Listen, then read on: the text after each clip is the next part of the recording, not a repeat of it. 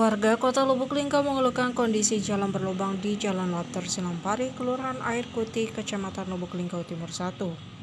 Jalan tersebut memiliki beberapa titik berlubang yang dapat membahayakan pengguna jalan, terutama pengendara roda 2. Warga berharap pemerintah segera memperbaiki jalan tersebut untuk meningkatkan keselamatan dan kenyamanan pengguna jalan.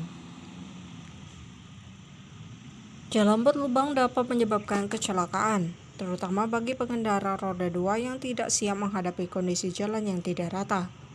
Kemudian, jalan berlubang dapat menyebabkan kerusakan pada kendaraan, terutama pada sistem suspensi dan juga ban. Selanjutnya, jalan berlubang dapat menyebabkan keterlambatan dalam perjalanan, karena pengguna jalan harus mengurangi kecepatan untuk menghindari lubang-lubang tersebut.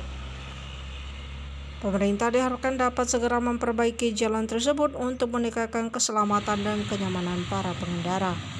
Perbaikan jalan dapat dilakukan dengan melakukan penambalan lubang-lubang dan melakukan perawatan rutin.